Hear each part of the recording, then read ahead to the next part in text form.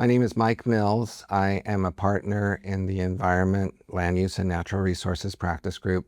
My office is in Sacramento, and I've been with the firm for almost 17 years. So a key trend that I've been following is the recent announcement of the closure of the Valero refinery in Benicia. And that announcement follows another announcement of a closure of the Phillips 66 refinery in Los Angeles. And a few years ago, the Santa Maria Phillips 66 refinery closed.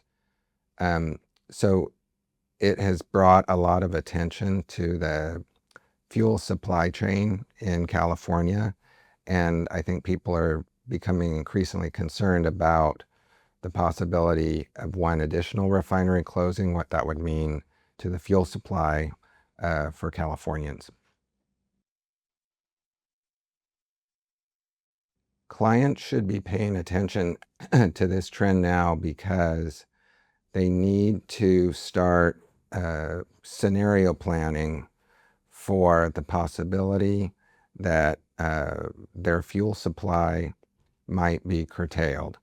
And I say that generally for our clients who aren't oil and gas clients, but at least as to the clients of the firm that are oil and gas clients, I think they have even more to consider.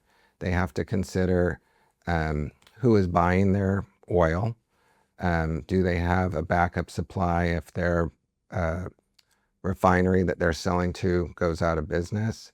They should be looking to see who owns the pipelines that they ship their oil on to make sure that those are not in jeopardy of being shut down.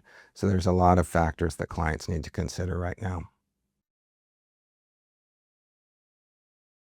One piece of advice I would give to clients is to diversify. I would not recommend to a client that they have just one fuel or oil sales agreement. They should have at least one backup. They should have backup alternatives to get their oil from their oil field to market.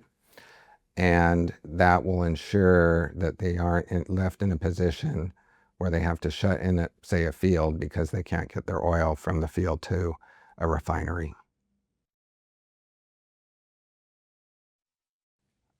I think a question that clients should be asking themselves is, how do I stress test my business to prepare for a very dramatic change in the oil supply chain in California? For example, if another refinery closed, what would they do?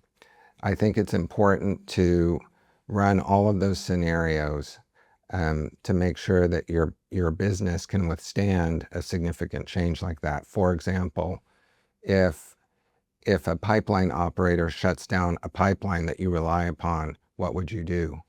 A lot of those events have been happening in the last 5 years, and they've caught a lot of operators, oil and gas companies, by surprise.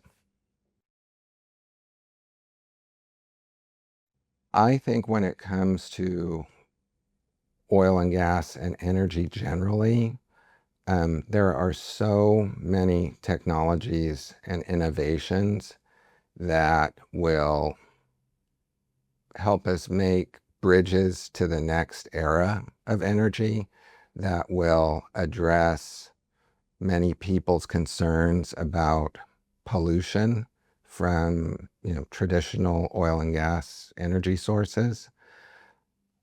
Sometimes I believe that policy would be best directed towards those technological solutions and encouraging them, as opposed to command and control options that attack the industry as opposed to encouraging it to innovate.